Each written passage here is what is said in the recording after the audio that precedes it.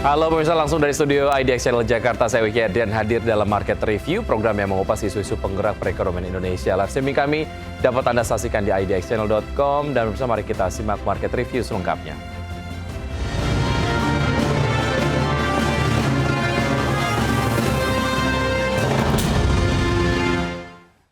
Pemirsa, pertumbuhan perekonomian di kuartal 2 tahun 2025 mengalami kenaikan sebesar 4,04%, bahkan kinerja ekonomi berhasil menyentuh kembali di atas 5%, tepatnya di 5,12% secara tahunan. Ekonomi Indonesia pada triwulan 2 2025 bila dibandingkan dengan triwulan 2 tahun 2024 atau secara year on year tumbuh sebesar 5,12%. Bila dibandingkan dengan triwulan 1 2025 atau secara Q2Q tumbuh sebesar 4,04%. Kinerja pertumbuhan ekonomi nasional di sepanjang kuartal 2 tahun 2025 tercatat mengalami lonjakan yang signifikan setelah sempat tumbuh negatif di kuartal 1, yaitu dari minus 0,98% menjadi 4,04%. Bahkan pertumbuhan ekonomi di kuartal 2 berhasil menembus di atas 5%, atau tepatnya 5,12% jika dibandingkan dengan kuartal 2 tahun 2024. Sedangkan kinerja ekonomi Indonesia pada semester 1 tahun ini terhadap semester 1 tahun lalu mengalami pertumbuhan sebesar 4,99%. Sementara itu, 5 lapangan usaha dengan kontribusi terbesar terhadap perekonomian di kuartal 2 adalah industri pengolahan, pertanian, perdagangan, konstruksi, dan pertambangan yang menunjukkan pertumbuhan positif. Berbagai sumber untuk IDX Channel. Ya, pemirsa, untuk membahas tema kita pada hari ini, pertumbuhan ekonomi di kuartal 2 2025 tembus 5,12%. Sudah terhubung melalui video conference ada Prof. Telisa Aulia Valianti, ekonom Fakultas Ekonomi dan Bisnis Universitas Indonesia, dan juga ada Bapak Ajib Hamdani, Ketua Komite Tetap Bidang Fiskal Kadin Indonesia. Terima kasih sudah bergabung bersama kami dalam tema yang kemudian ini sangat menarik, bahkan belakangan ini menjadi perbincangan begitu, banyak yang menyampaikan apakah ini kemudian menjadi sebuah data yang menggambarkan kondisi di lapangan, apalagi memang ada istilah rojali atau rombongan jarang beli atau rohana rombongan hanya nanya begitu ya. Dan ini kemudian disampaikan banyak oleh masyarakat begitu. Saya ke Prof. Teli terlebih dahulu. Prof, ini data yang kemudian beberapa waktu yang lalu dirilis oleh BPS. Sejauh mana ini kemudian cukup sejalan dengan konsensus ekonom, atau Anda melihat ada satu hal yang cukup berbeda? Iya, seperti kita ketahui ya, sudah banyak analisis juga yang muncul kemarin ya, bahwa memang ini melebihi ekspektasi para ekonom. Namun memang begini, kita memang harus melihatnya secara objektif ya. Kalau kami tentu dari ekonom yang independen, kita yang melihat secara objektif gitu. Memang di atas konsensus begitu. Nah, itu sebetulnya proyeksi di atas konsensus pernah terjadi, namun gap-nya itu terlalu tinggi ya. Jadi antara yang diproyeksikan oleh ekonom yang dirata-ratakan itu dibandingkan dengan aktual yang terjadi memang agak cukup jauh. Jadi biasanya kan selisih berapa basis point gitu. Kalau ini kan cukup tinggi selisihnya dari ekspektasi, karena ekonom itu kemarin banyak yang memprediksikan di kisaran 4,7, even maksimum pun di 4,9 begitu ya. Jadi ketika 5,12 itu kan agak jauh dari rentang tersebut seperti itu. Nah, ini yang karena biasanya para ekonom itu memproyeksikan punya model-model berdasarkan data historis, berdasarkan pola-pola data seperti itu, dan melihat kepada perilaku dari variabel yang disebut sebagai leading economic indicator. Nah, kemarin leading economic indicator-nya itu menunjukkan perlambatan. Nah, namun ini peningkatan yang cukup pesat, sehingga itulah yang disebut kenapa kok ini agak berbeda. Namun demikian kita tetap harus menunggu penjelasan dari pemerintah, karena pemerintah sendiri cukup yakin dengan data tersebut. Nah, baiknya memang didiskusikan sih. Jadi diskusi khusus untuk para ekonom misalkan ya, yang lebih detail, karena kan kalau di publik diumumkan mungkin lebih ke kulit-kulitnya saja, tetapi nanti mungkin perlu dijelaskan untuk para ekonom yang memang biasa menangani data itu sehari-hari, sehingga nanti ada kesamaan, oh seperti ini. Mungkin dari para ekonom juga ada hal-hal yang belum terinfo atau belum terupdate. Nah, ini kan jadi itu sih sebetulnya bagaimana nanti mempertemukan antara penjelasannya itu loh, ini kenapa Baik. naik, ini kenapa turun, itu mungkin yang kita butuhkan sih. Baik, dari teman-teman ekonom tentunya punya indikator-indikator kuat mengapa kemudian konsensus itu kemudian keluar. BPS juga demikian, pemerintah juga punya indikator-indikator yang memang diyakini begitu itu menggambarkan kondisi di lapangan. Tapi at the end of the day, ketika misalnya data yang disampaikan oleh BPS tidak kemudian menggambarkan apa yang terjadi di lapangan, konsekuensi yang terburuk apa sebetulnya, Prof. Teli, menurut Anda?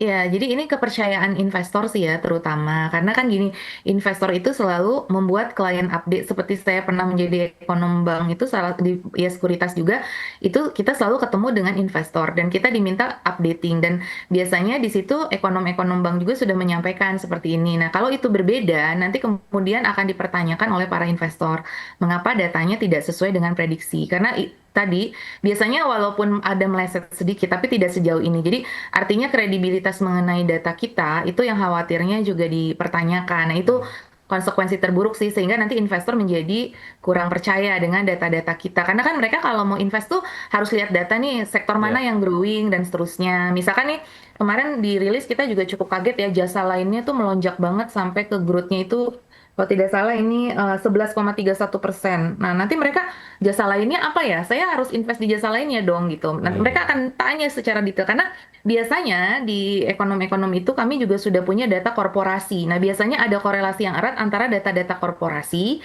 yang memang itu datanya sudah go public, perusahaan-perusahaan besar yang bisa mewakili dari sektor-sektor itu.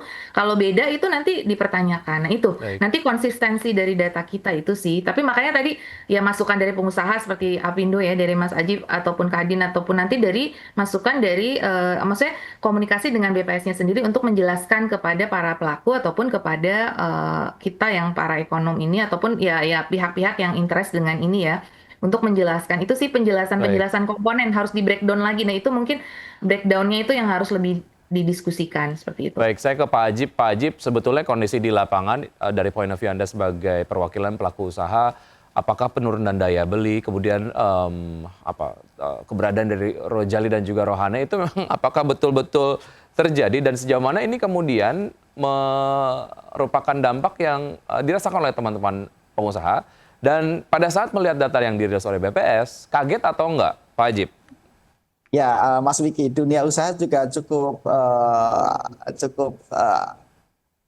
kaget lah ya dengan angka 5,12%. Tapi begini, kalau kita lihat tadi Prof. Telisa juga menyampaikan Mas Wiki bahwa pertumbuhan ekonomi 5,12% ini kan sesuatu yang perlu di-exercise lebih detail dan lebih dalam. Karena kalau kita lihat Mas Wiki bahwa secara siklus tahunan, itu kuartal pertama itu pasti lebih tinggi daripada kuartal kedua. Seperti halnya tahun 2024 misalnya, dengan pertumbuhan ekonomi di kuartal pertama mencapai 5,11%, kemudian di kuartal keduanya hanya mencapai 5,05%.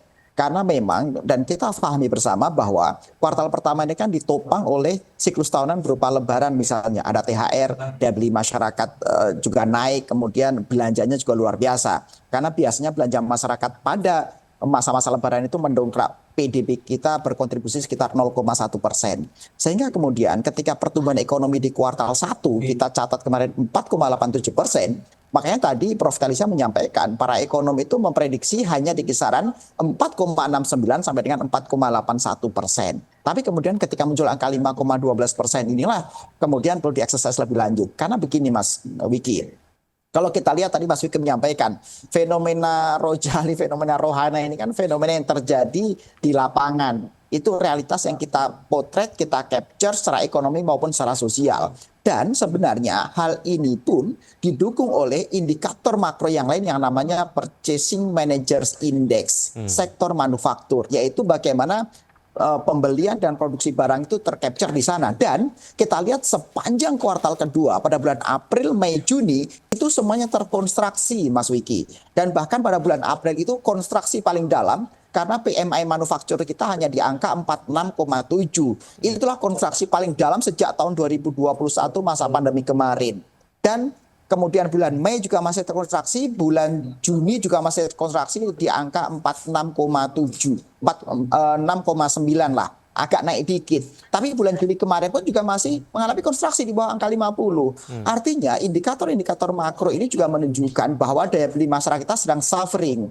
Bahwa daya beli masyarakat kita masih mengalami penurunan yang tekanan yang begitu luar biasa. Tapi kemudian kalau kita lihat Mas Wiki bahwa pertumbuhan ekonomi yang mencapai 5,12% itu lebih banyak ditopang oleh sektor investasi. Karena sektor investasi berkontribusi 6,99%, ini kan begitu luar biasa. Dan kalau kita lihat bedah lebih dalam, investasi kita pada kuartal kedua ini memang mencapai sekitar 477,7 triliun, Mas Wiki, di mana dari PMDE-nya mencapai 57%. Nah, angka investasi ini kan juga perlu kita bedah lebih lanjut sebenarnya, karena sekali lagi investasi yang masuk lebih banyak dari, bayangin 57% itu dari dalam negeri. Sedangkan di sektor luar negeri hanya 42%. Padahal biasanya itu hanya berimbang, angka 49, 51, dan seterusnya.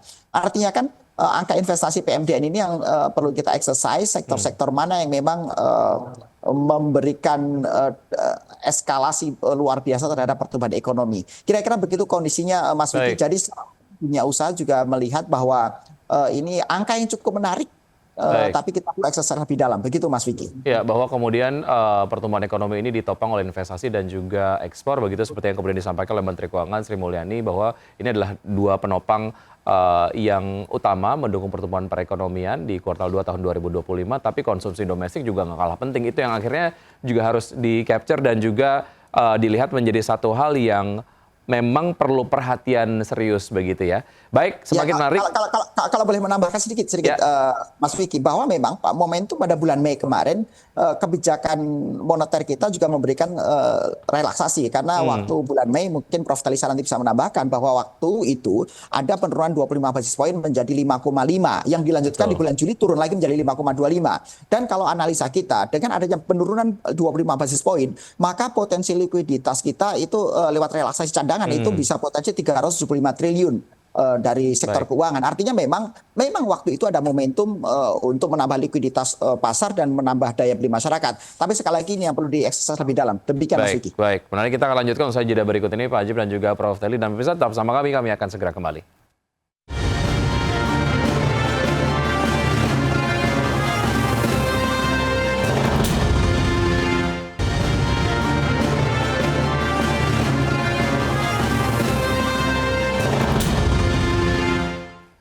Terima kasih Anda masih bergabung bersama kami. Pemirsa, sebelum saya lanjutkan perbincangan bersama Bapak Ajib dan juga Prof. Teli, kita akan simak terlebih dahulu data yang sudah disiapkan oleh tim redaksi. Yang pertama adalah terkait dengan data mengenai pertumbuhan ekonomi di kuartal 2 tahun 2024 dan juga kuartal 2 tahun 2025 seperti Anda kemudian dapat saksikan di layar televisi untuk laju pertumbuhan ekonomi di kuartal 2 tahun 2024 dan 2025 secara year on year. Di kuartal 2 2024 ada di 5,05%, kemudian kuartal 3 2024 4,95%, kuartal 4 tahun 2024 ada di 5,02%, dan kuartal 1 2025 di 4,87%, dan kuartal 2 di 5,12%. Dan berikutnya pemirsa data yang juga kita akan tampilkan, yaitu adalah terkait dengan laju pertumbuhan ekonomi di kuartal 2 tahun 2024 dan kuartal 2 tahun 2025 secara quarter to quarter. Di kuartal 2 3,79% di tahun 2024, kuartal 3 1,5%, kuartal 4 2024 0,53%, dan kuartal 1 2025 minus 0,98%, dan di kuartal 2 tahun 2025 di 4,04%. Dan berikutnya terkait dengan data soal PMI manufaktur tahun 2025, pemirsa dapat Anda saksikan di layar televisi. Untuk di bulan Januari di 51,9, Februari meningkat di angka 53,6, kemudian di Maret turun di 52,4, dan di April 46,7, di bulan Mei di 2025 47,4, di bulan Juni 46,9, dan di bulan Juli 49,2. Dan bisa kita akan lanjutkan perbincangan bersama narasumber yang masih kemudian bergabung bersama kami di video conference. Saya ke Prof. Teli. Prof. Teli, kalau kita lihat secara historical ataupun mungkin secara data begitu ya, secara kuartalan memang seperti Anda tadi sampaikan, biasanya kalau kuartal dua itu mengalami pelemahan, tapi ini kemudian terjadi anomali di kuartal 2 tahun 2025 terjadi penguatan, dan salah satunya didukung oleh tadi ada pertumbuhan ekonomi yang dipicu oleh ekspor ataupun front loading, kemudian juga tadi Pak Ajib sempat sampaikan ada penurunan suku bunga acuan, kemudian juga ada investasi. Bagaimana Anda melihat indikator-indikator ini yang kemudian ya disampaikan juga oleh BPS dan juga diyakini oleh pemerintah, Prof. Teli? Baik, jadi kami udah melihat komponen-komponennya ya. Nanti coba kita lihat satu persatu dari sisi pengeluaran dulu nih. Tadi kan konsumsi dan investasi ya. Konsumsi sih masih standar, tapi biasanya begini. Konsumsi itu pertumbuhannya tidak jauh dari data pertumbuhan ekonomi. Jadi gini, kalau misalkan pertumbuhan ekonomi 5%, konsumsi biasanya juga tidak jauh dari 5%. Nah, kalau kemarin agak beda. Konsumsi kita tumbuhnya 4,97-an. Nah, ini 5,12. Jadi 5 aja enggak gitu. Nah itu yang agak aneh ya. Karena memang fenomena konsumsi kan udah ramai ya, Rojali Rohana tadi disampaikan. Jadi istilahnya itu ya tidak bisa terlalu jauh dari itu. Tapi seharusnya apabila memang pertumbuhan ekonomi kita 5,12, karena majority kita kan memang komponen terbesar konsumsi. Jadi memang polanya tuh nggak jauh. Harusnya konsumsi itu tumbuhnya 5,1. Ini sekedar analisis ya. Tapi again kita lagi tunggu nih apa penjelasannya. Artinya hanya konsumsi saja 5,1% itu sudah harus memenuhi gitu ya? Betul, minimal 5,1 itu harus tumbuh itu konsumsi. Kalau mau mencapai pertumbuhan ekonomi 5,12. Tapi kita kemarin konsumsinya hanya 4,97. Nah itu yang mungkin gap itu yang perlu dijelaskan. Satu. Terus dari yang kedua, dari investasi. Tadi Pak Ajib sudah menyinggung terkait dengan investasi. Saya mau lihat data PMTB. Jadi PMTB kita tadi tumbuhnya sekitar 7%-an, 6,99. Wah itu wow sekali. Padahal kemarin 2%. Apakah mungkin dalam 2 kuartal langsung melonjak dari 2%-an ke 7%? Nah itu aja ya. Apakah emang investor kita sebegitu ininya ya? Maksudnya sebegitu euforianya di kuartal 2 gitu. Padahal kita tahu kuartal 2 tuh penuh drama dari Trump ya kan? Ya. Kemudian dari ya investor cenderung wait and see lah gitu. Sempat ada capital outflow juga gitu. Nah kalau kita lihat dari data FDI kita memang tumbuhnya 11%. Nah, saya punya data FDI kita pernah tumbuh 14%, PMTB kita tumbuhnya 4,63%. Itu padahal FDI udah tumbuh lebih tinggi, tapi PMTB hanya tumbuh 4,63. Nah, ini yang mungkin tadi again butuh penjelasan dari sisi komponen-komponennya. Kita tentu positif ya kalau emang itu oke, wah kita bagus sekali. Cuma tadi penjelasannya aja seperti itu. Kalau memang betul PMTB itu meningkat dari komponen apa? PMTB itu kan biasanya bangunan, peralatan dan perlengkapan, terus ada intellectual property right, ada cultivated biological resource berdasarkan komponen nih. Apakah di bangunan memang ada pertumbuhan yang sedemikian pesat misalkan atau di perlengkapan? Nah, itu juga yang harus dijelaskan. Kalau ekspor impor so-so lah ya, itu masih sesuai dengan ini. Saya cuma menyoroti tadi dari sisi konsumsi dan dari sisi investasi. Karena itu 2 komponen utama yang besar. Kemudian dari sisi sektoral. Nah, sektor yang tumbuh tinggi itu yang luar biasa tadi saya sebut jasa lainnya. Nah, penjelasan pemerintah seperti ini. Jasa lainnya didorong oleh peningkatan jumlah pengunjung tempat rekreasi seiring adanya hari besar, cuti bersama dan libur sekolah. Dan peningkatan jumlah perjalanan wisatawan nasional dan kunjungan Wisman. Kemudian jasa perusahaan juga kita tumbuh 9,31 itu juga tinggi. Penjelasan pemerintah, jasa perusahaan didukung oleh peningkatan aktivitas agen biro perjalanan wisata. Nah ini yang perlu kita konfirmasi, kalau baca seperti ini berarti wisata yang mendorong sektor jasa kita itu meningkat pesat. Nah itu yang perlu dilihat, apakah demikian ya, apakah karena rupiah kita terdepresiasi sehingga orang merasa murah sehingga berwisata di Indonesia secara meningkat. Nah itu mungkin yang perlu kita pastikan ya, apakah libur-libur ini, kan kita banyak libur ya di triwulan 2, itu juga telah membantu untuk meningkatkan seperti itu. Libur tapi kalau nggak ada income-nya kan bingung juga ya, makanya itu perlu dilihat sih dari sisi apakah wisatawan ini memang, dan akomodasi makan minum ini juga meningkat pesat ya, transportasi pergudangan juga naik, apakah transportasi masyarakat itu juga memang mengalami peningkatan sedemikian pesat. Nah itu yang perlu dapat penjelasan-penjelasan menurut kami itu. Memerlukan penjelasan dan juga perlu di-exercise begitu ya, terkait dengan data dari konsumsi dalam negeri sendiri yang memang biasanya ini menjadi salah satu penopang ekonomi yang major lah ya, ataupun lebih signifikan jika kemudian dibandingkan dengan pendukung-pendukung pertumbuhan ekonomi lainnya. Ketika kita sampaikan dan juga kita kemudian juga lihat bahwa ada data terkait dengan PHK besar-besaran, kemudian banyak angka pengangguran, dan juga tadi Rohana dan juga Rojali, ini cukup alarming nggak sebetulnya? Saya tanya ke Pak Ajib. Pak Ajib, menurut Anda seperti apa? Dan juga tentu saja saya juga akan mintakan komentar Anda terkait dengan data-data yang perlu di-exercise tadi oleh kita lah ya, ataupun mungkin disampaikan penjelasan lebih lanjut dari BPS dan juga pemerintah. Seperti apa Pak Ajib? Begini Mas Wiki, kalau dunia usaha sangat concern dengan yang namanya daya beli. Karena ini yang menjadi pondasi, yang menjadi kekuatan, dan betul tadi Prof. Talisa menyampaikan bahwa secara statistik bahwa sekitar 57-60% pertumbuhan ekonomi kita itu ditopang secara signifikan oleh konsumsi rumah tangga. Artinya kemudian ketika memang konsumsi rumah tangga itu pertumbuhan ekonominya cukup eskalatif, maka itu akan relevan dengan pertumbuhan ekonomi secara agregatnya. Kemudian ketika pertumbuhan ekonominya secara agregat kok naik tinggi tapi konsumsinya nggak naik tinggi, ini memang menjadi sebuah anomali. Tapi tadi saya perlu menambahkan dari Prof. Talisa ketika tadi juga meng-exercise tentang sektor pariwisata yang naik. Ada sebuah anomali lain Mas Wiki, bahwa di semester pertama kalau kita capture data dari PHRI, Persatuan Hotel dan Restoran Indonesia, itu rata-rata lebih dari 50% pengusaha hotel itu sedang melakukan layoff karyawan loh. Kalau kita capture yang ada artinya, berarti kan kenapa ada layoff? Pasti karena ada efisiensi. Kenapa ada efisiensi? Karena omsetnya sedang turun. Nah, hal seperti ini yang sebenarnya perlu dimatchingkan datanya antara private sector dengan dunia usaha dan didorong oleh teman-teman ekonom maupun dari akademisi. Tapi poinnya adalah dunia usaha selalu concern dengan daya beli masyarakat, termasuk fenomena Rojali Rohana ini kan suatu yang perlu kita sikapi dengan presisi di lapangan.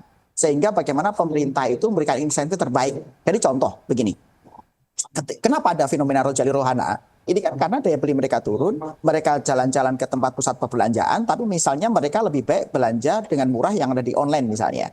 Nah, tapi kemudian belanja online dipajaki oleh pemerintah dengan adanya pajak UMKM karena setiap penyedia jasa layanan jual beli online juga pajak 0,5%, walaupun seperti itu misalnya. Nah, maksud saya begini. Fenomena-fenomena sosial maupun ekonomi seperti ini perlu disikapi dengan baik oleh pemerintah. Sehingga ketika pemerintah memberikan kebijakan-kebijakannya, memberikan regulasi-regulasinya, mereka memberikan insentif yang tepat sasaran. Jangan sampai kemudian ketika ada shifting budaya masyarakat yang kemudian belanja ke online, tapi produsennya yang menjadi produsen itu artinya entah produsen entah trader yang ada, kemudian mereka buka lapak di online, mereka juga takut karena ada disinsentif fiskal di sini misalnya. Jadi sekali lagi harapan kita Mas Wiki adalah bagaimana pemerintah concern dengan penguatan daya beli masyarakat. Baik. Karena mau seperti apapun data dan angka pertumbuhan ekonomi yang dirilis oleh BPS, tapi kalau kemudian secara realitas ekonomi daya beli sedang mengalami penurunan, misalnya adanya PHK, kemudian adanya seperti tadi bahkan sektor PHRI juga mereka melay-off banyak karyawannya misalnya, itu menjadi potret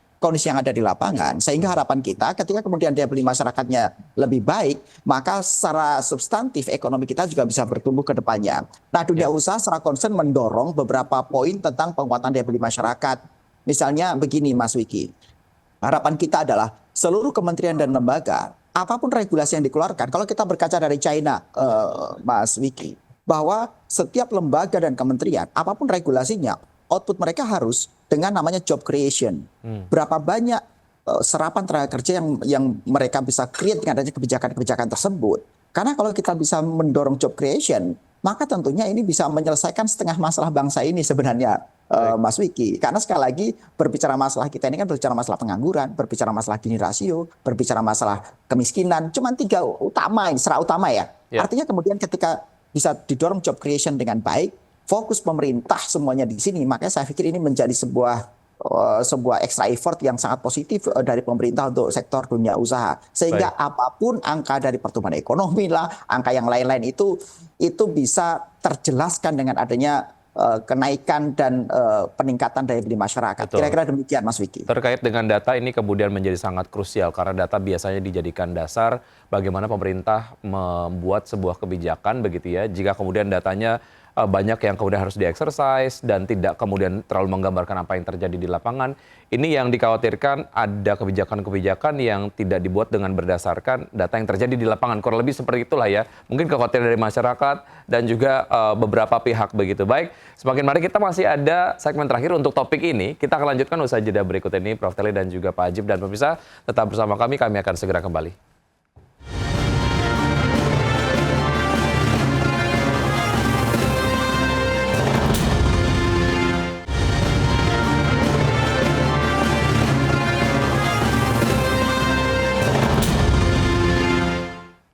Terima kasih Anda masih bergabung sama kami, pemirsa, dan saya masih berbincang bersama Prof. Telisa Aulia Valianti, ekonom Fakultas Ekonomi dan Bisnis Universitas Indonesia, dan juga ada Bapak Ajib Hamdani, Ketua Komite Tetap Bidang Fiskal Kadin Indonesia. Baik, ini adalah kemudian menjadi segmen terakhir, Bapak dan juga Ibu.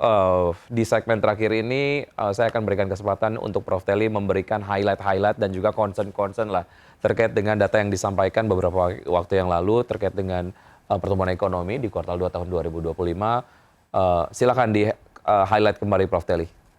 Iya, jadi sebagai konklusi ataupun closing statement ya dari kami bahwa memang data ini sangat penting karena data itu sekali lagi tadi Mas Wiki juga sudah menyebutkan akan digunakan untuk pengambilan kebijakan sehingga data itu harus betul-betul menggambarkan realitas. Memang ada proyeksi-proyeksi dan lain sebagainya, namun kita upayakan data seakurat mungkin ya. Konsistensi data, keakuratan data itu sangat penting karena untuk tadi mencapai kebijakan-kebijakan yang tepat juga. Jadi kalau misalkan datanya terlalu overestimate, akibatnya adalah nanti kebijakan kita jadi kurang. Misalkan padahal masih dibutuhkan stimulus loh. Stimulus sudah nggak tahu dibutuhkan misalkan. Padahal tadi kenyataannya di lapangan itu berbeda seperti itu. Jadi bagaimana mematchkan antara data di mikro dengan data di makro. Nah itu juga sebagai PR kita bersama menurut kami. Jadi perlu ada forum ya yang mempertemukan antara pemerintah, kemudian dunia usaha, ya pentahelix lah dengan media, akademik, bisnis ya, internasional semua. Jadi kita dapat nexus yang baik di situ bagaimana mitigasi ke depannya. Yang pasti ekonomi kita masih banyak menghadapi tantangan baik tekanan ganda ya, tekanan internal maupun eksternal. Nah, jadi PR kita untuk tadi menjaga daya beli, menciptakan lapangan kerja, menghadapi diplomasi yang sekarang di era geopolitik dan geofragmentasi ini yang semakin tidak pasti seperti itu. Nah, jadi PR kita juga masih banyak dan harapannya data-data dan research yang baik itu bisa mendukung dengan nanti kita kebijakan yang kita ambil juga tepat seperti itu. Jadi harapannya kebijakan-kebijakan kita itu terus dilakukan. Jadi kita tidak puas dengan angka yang ini saja, tapi ke depannya kita makin baik dan makin baik. Dan integritas dari data itu sendiri dan keterkaitannya dan konsistensinya dengan di lapangan itu juga perlu dijaga menurut kami. Jadi itu yang sangat kami highlight di situ. Baik, terima kasih Prof. Teli. Ke Pak Ajib, silakan Pak Ajib. Ya, Mas Wiki, selain kita menyoroti tentang bagaimana seharusnya fokus pemerintah dalam penguatan daya beli masyarakat dan job creation, terakhir perlu kita exercise tambahan tentang investasi, Mas Wiki. Karena begini, dengan adanya 6,99% kontribusi pertumbuhan ekonomi investasi terhadap pertumbuhan ekonomi secara agregat, maka seharusnya dilihat, karena sebenarnya di sini juga masih ada paradoks, yaitu dalam konteks ease to doing business, kita masih menempati di peringkat 73 dari 190 negara. Yang idealnya di angka 40. Artinya begini, yang menjadi harapan dunia usaha adalah pemerintah fokus pada memperbaiki daya saing dan kemudahan berinvestasi di Indonesia, sehingga bagaimana data tentang investasi itu menjadi lebih relevan dengan apa yang ada di lapangan. Dan terakhir adalah bagaimana fokus pemerintah itu mendorong namanya regulatory streamlining atau diregulasi. Ini terus kita suarakan, karena dengan adanya diregulasi atau regulatory streamlining ini akan mendorong namanya low cost ekonomi. Dengan adanya low cost ekonomi, maka tentunya kita akan punya produk barang dan jasa yang lebih punya daya saing. Jadi dalam sebuah analisa lebih komprehensif, pertumbuhan ekonomi bisa di-challenge angkanya dan sesuai dengan kondisi seperti tadi Prof. Teli sampaikan, secara mikro maupun secara makro relevan dengan ada di masyarakat. Demikian Mas Wiki. Baik, bahwa kemudian data BPS yang baru saja dirilis ini dapat menjadi sebuah pegangan untuk pemerintah dapat memformulasikan kebijakannya ke depan, tapi yang paling juga tidak kalah penting adalah bagaimana sebetulnya pemerintah juga dapat menyeimbangkan terkait dengan suara-suara yang disampaikan oleh masyarakat mengenai penurunan daya beli, kemudian juga bagaimana keluhan-keluhan mereka terkait dengan ya mereka akhirnya harus memakan tabungan mereka karena biaya untuk kemudian bertahan hidup saja terus meningkat dan daya beli juga menurun. Baik, Prof. Teli dan juga Pak Ajib, terima kasih sudah bergabung sama kami. Sukses untuk Anda, sehat selalu, sampai jumpa. Sama-sama Mas Wiki, salam Prof. Telisa. Sampai ketemu. Baik, terima kasih. Dan pemirsa jangan beranjak dari tempat duduk Anda karena saat lagi kami akan membahas tema menarik lainnya terkait dengan urgensi penambahan bandara internasional di daerah. Tetap bersama kami akan segera kembali.